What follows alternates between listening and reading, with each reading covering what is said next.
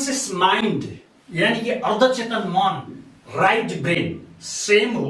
Right brain activate गर्नु भन्नु अथवा सबकन्सियस माइन्डमा जानु, प्रवेश गर्नु भन्नु कुरा एउटै हो आदरणीय दर्शक महानुभावहरु। यसलाई चलाएर सबकन्सियस माइन्ड यानी कि राइट ब्रेनको बारेमा विस्तृत व्याख्या, यसलाई कसरी एक्टिभेट गर्ने जसले हामी बोल्न सक्ने, एकदमै क्षमतावान बन्ने, आफ्नो इन्टेलिजेन्टहरु ठम्ब्याउने, साथै आफ्नो क्षेत्रमा गोल अचिभ गर्ने लगायतका विभिन्न सफलता अथवा अचिभमेन्ट र डर त्रास जति पनि समस्याहरू छ, बोल्नका लागि मेमोरी पावर लस भइरहेको छ त्यसलाई मेमोरी पावर गेन गर्ने भन्ने बारेमा आज सबकन्सियस माइन्ड एक्टिभेट गर्ने यानी कि राइट ब्रेनलाई चलाउने कसरी भन्ने डिटेल्समा भिडियो यहाँलाई प्रस्तुत गर्नेछु। कृपया पुरै भिडियो अन्तसम्म दोहोऱ्याइदिएर हेर्नुहोस्।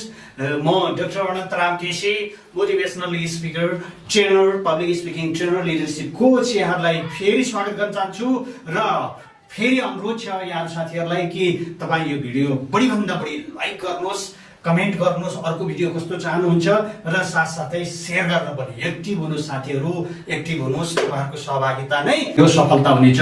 यो च्यानललाई एउटा धेरै ज्ञान दिने युथहरुलाई, युवाहरुलाई हरेकको इन्स्पिरेसनका लागि हामी यहाँको सहयोगबाट हामी अगाडि बढ्नेछौँ। र अब भने के हो त सबकन्सियस माइन्ड, के हो त राइट ब्रेन? यसमा ब्रेनको भाषा मात्रै फरक हो। जसरी पानीलाई हामी वाटर पनि भन्छौं, पानी पनि भन्छौं, जल पनि भन्छौं, अक्वा पनि भन्छौं, जस्तै नाम मात्रै फरक हो, काम एउटै हो। वैज्ञानिकहरूले, विज्ञानले रिसर्च गरेर पत्ता लगाएको कुरालाई ब्रेनको भाषामा ब्रेनको शब्द छ। त्यसै गरी मनोविज्ञानबाट चेतन मन र अर्धचेतन मन, कन्सियस माइन्ड र सबकन्सियस माइन्ड, यो मनोविज्ञानबाट यसको पनि ब्रेनसँग रिलेटेड भएको ब्रेन भित्रको प्रोग्रामिङलाई माइन्डको हिसाबले व्याख्या गर्दा भनिन्छ भने left brain and right brain. अब यो रिसर्चबाट पछिल्लो रिसर्च 1981 मा नोबेल पुरस्कार प्राप्त गरेका व्यक्तिको डाक्टर रोजर स्पेरीको ब्रेन फंक्सनको र त्यसबाट प्राप्त हुने कुरा माइन्डको बारेमा बताएको। माइन्डले गर्ने काम एउटै हो, अर्धचेतन मन कि अर्धचेतन मन, मान्छेले अर्धचेतन मन र राइट ब्रेनको कुरा हामी गर्दैछौँ।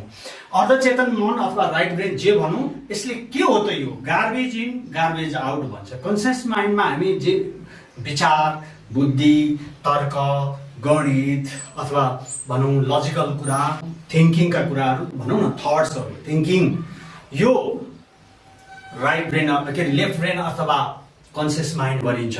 यसलाई कन्सियस माइन्ड प्रोग्रामिङ भनिन्छ।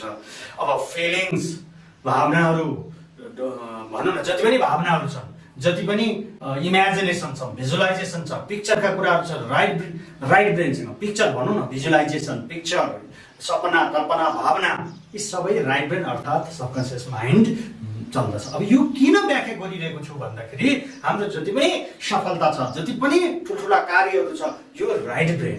एउटा फर एक्जाम्पल, राइट ब्रेन भनेको तपाईँ यो हात्तीलाई सम्झनुहोस् यानी कि अर्धचेतन मन, र माउते भनेको कन्सियस माइन्ड यानी कि लेफ्ट ब्रेन भनौँ। कन्ट्रोलरको रूपमा त लेफ्ट ब्रेन नै हो, विचार नै आएको हुन्छ मान्छेसँग, बुद्धि, विचार, तर्क, गणित मान्छेसँग मात्रै हुन्छ।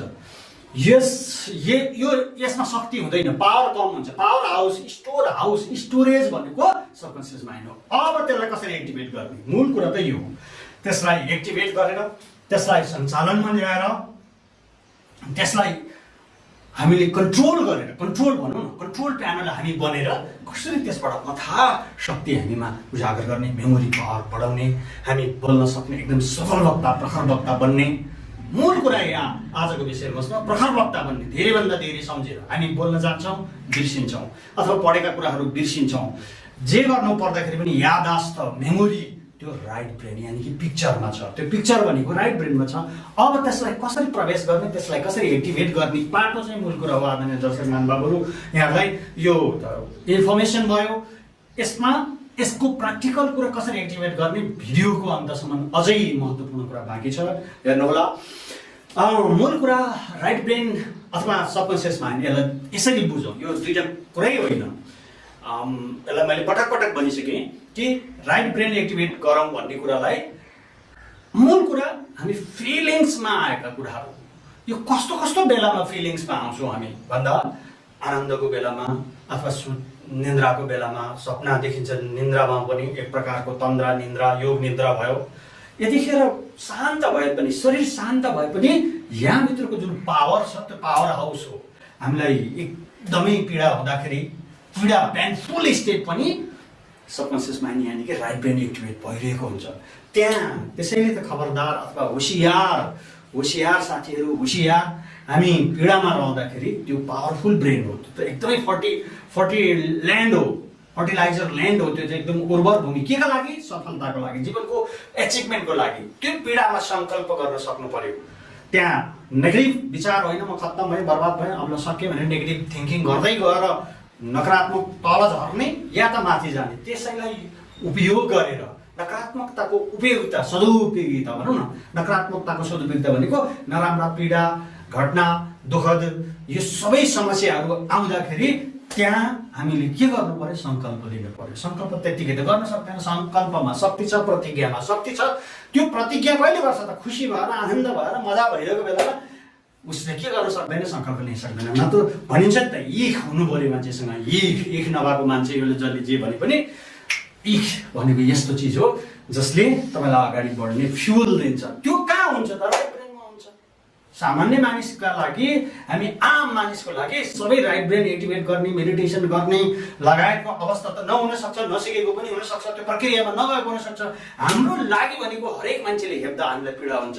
हामीसँग अभाव हुँदा पीडा हुन्छ, गरिबी हुँदा पीडा हुन्छ, अप्ठ्यारो पर्दा पीडा हुन्छ। त्यो पीडामा के गर्ने? ठ्याक्कै ट्रान्सफर्म गर्ने, ठ्याक्कै सङ्कल्प लिने, प्रतिज्ञा गर्ने। म पनि देखाउँछु। म त्यही त छ नि संसारमा। यो मैले पटक भनेको कुरा हो। यहाँले पनि थाहा पाउनु भयो होला कि एकदम महापुरुष भनेकाहरू सबै पीडामा हेपेको अवस्थामा, उनीहरूलाई तल पारिएको अवस्थामै सङ्कल्प लिन्छ। देखाइदिन्छु म पनि केही हुँ। यो एउटा तरिका भयो।